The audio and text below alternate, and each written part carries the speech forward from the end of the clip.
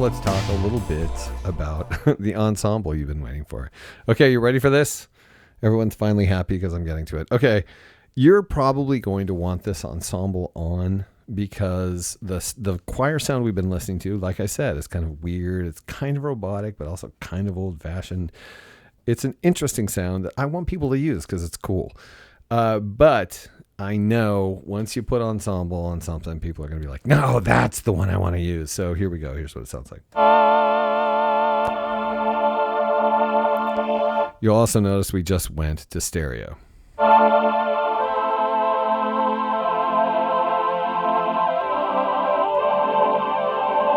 So this ensemble effect has,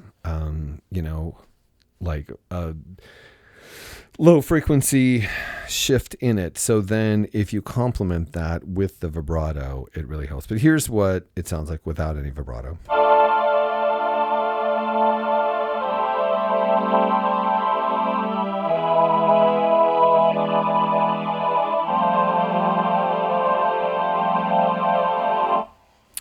It goes a little bit crazy. I mean, that gets a little intense. And I think with outside of a context, it's less likely to sound like a choir. But if you use it in a song, in a mix, it sounds more choir-like. But it's still a really cool sound.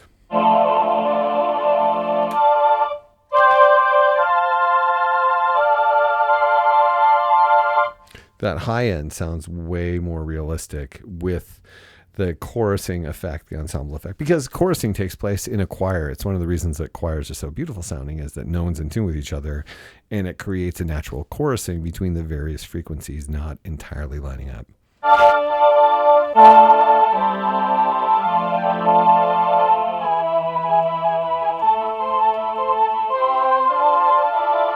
Maybe this will hearken the choir coming back to rock and roll or popular music or something. No? Okay, forget it.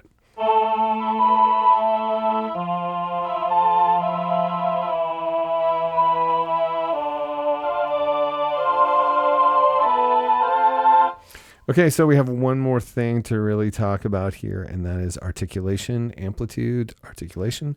We have the ability, like in the string section, to add a slow attack to this.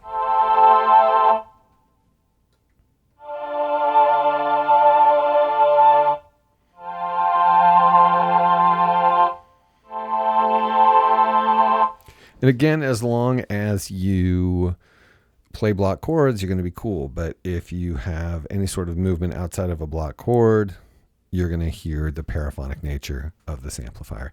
So I think there are two amplifiers, one for both the strings, one for the strings and one for the human voice.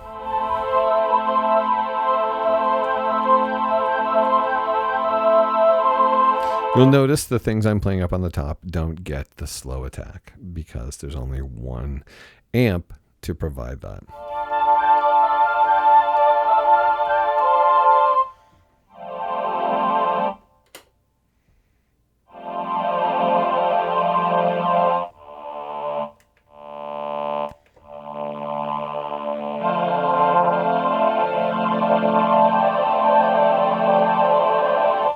Another thing I might want to remind you, maybe you haven't seen the strings video, but we're dealing with a top octave divide architecture here, which is to say it's fully polyphonic.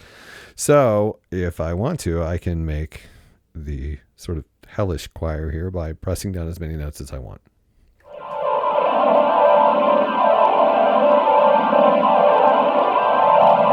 If someone uses that in a movie soundtrack, please give me credit. Thanks.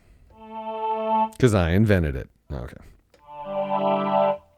We also have the ability to add a release.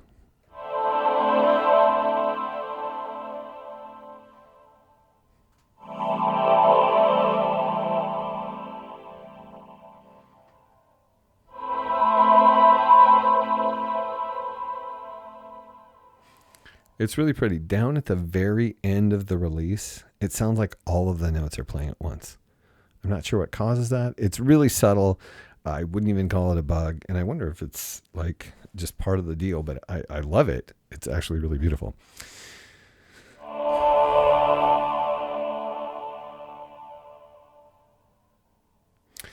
Okay, so obviously, though, we are dealing with a paraphonic structure here. So if you want to interrupt the tail of the release with a long attack, it's going to sound weird.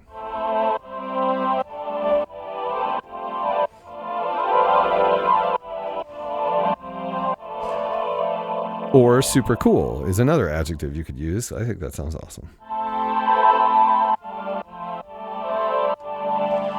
But if you're used to playing, big polyphonic synthesizers, especially modern digital ones, that's not the the thing that you would expect to have happen. But it will happen because that's what it was like playing a paraphonic, polyphonic back in the day. And people make use of those little quirks, and it can be a useful thing, even if it's not what you necessarily expect in some cases. I love it and embrace it.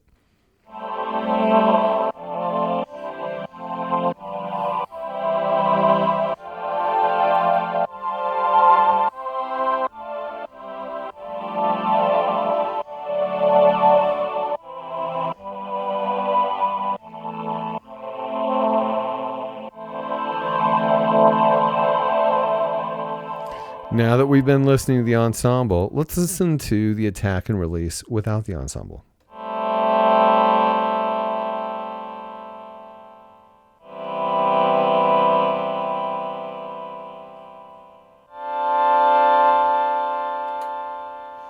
And like in the strings, if you switch to high, if you switch the octave setting in the midst of a chord playing, it doesn't shift it weirdly. It maintains that, and then you can play at the new octave. So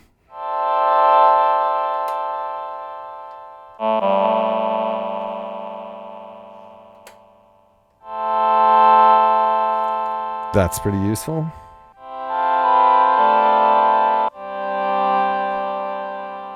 You can make that sound kind of organ-like in the way that you play it too.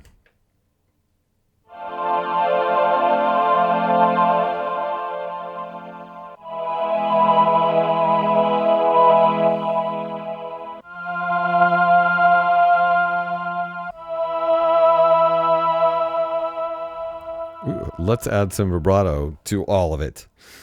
All right, we'll put the rate right about there, that's where I think it sounds most realistic, and we'll give it a big depth and no delay time.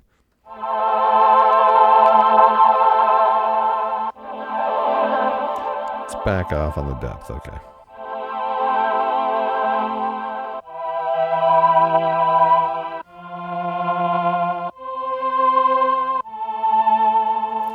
That actually sounds kind of like a mellotron, in the way that the mellotron, once you don't get sort of release, it's gone when you release. So and then you restart, you're going back to that original attack transient. And so this actually sounds kind of how I currently have it set, sounds a little bit like a mellotron when you play it that way.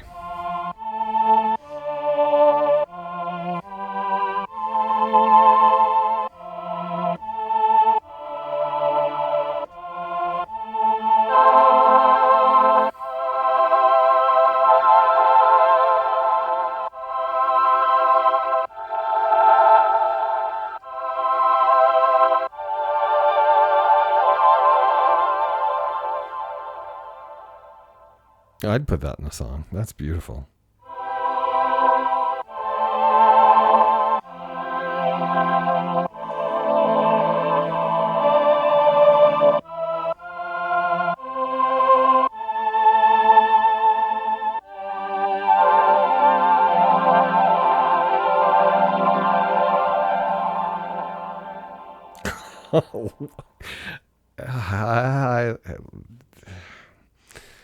These aren't reviews. I don't do reviews, but I know I make comments. But I just gotta say, this is just wow.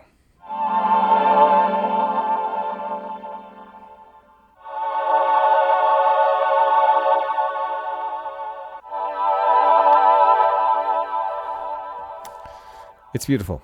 Ooh, I heard it.